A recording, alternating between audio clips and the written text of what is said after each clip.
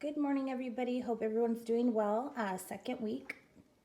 I went ahead, I looked at the Google form that you guys filled out. I wanted to know what it is that you want to learn over the next few weeks, what would be most helpful.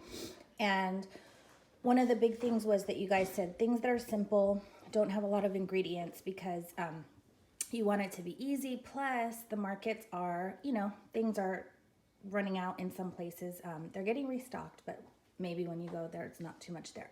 So I had you do an assignment, 5 ingredients or less recipe search. So hopefully you found some good stuff there that's helpful. I'm going to give you one of my easiest 5 ingredient or less recipes. It only actually has 4, and here they are. So the first one is chicken broth. You're going to get 2 cartons. Salsa verde, which is green salsa. This one's mild. If you like spicy, you can get one that's a little spicier, but this size right here, which is the 16-ounce jar. I've kind of found in the markets raw chicken was a little hard to come by, but pretty much everywhere I went had these cooked rotisserie chickens, which is what I usually use for this soup anyway, because it's just kind of easier and it's faster. I don't have to actually cook the chicken myself. So we're just going to actually take apart that whole chicken. And then we have right here, these are white chili beans, but they're actually Great Northern beans. You can buy the Great Northern beans just by themselves, but we didn't have those, so we're going to use white chili. You do rinse these beans, so the sauce doesn't really matter too much. So those are the 4 main ingredients.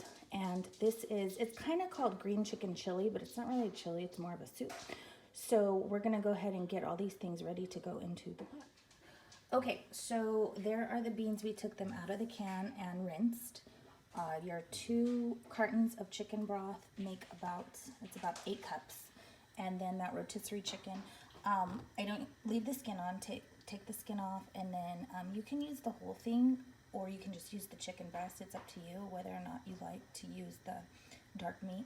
I put it all in there just because I want this to be a pretty hearty soup with a lot of chicken and protein in there, and then our salsa.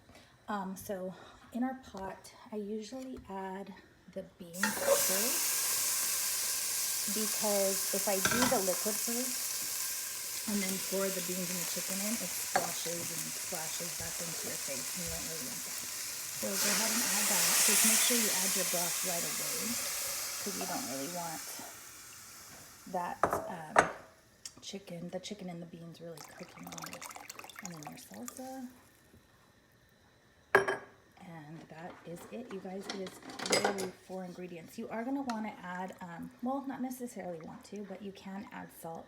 Again, as in most things we do, the salt is to your taste. So you don't have to add salt, but you can.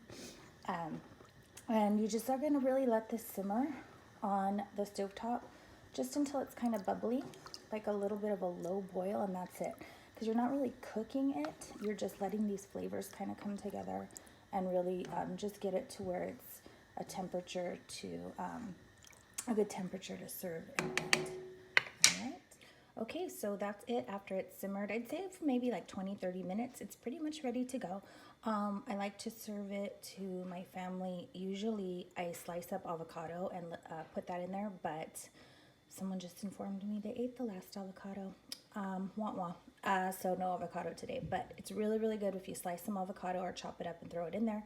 Also, we put Monterey Jack cheese, and that kind of melts in there.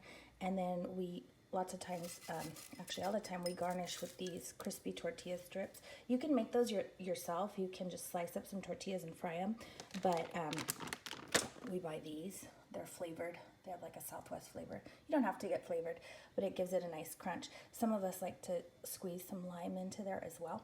So that's it. Super simple. 4 ingredients to make the base, and then you can garnish if you want, and it literally will only take you like 20 to 30 minutes.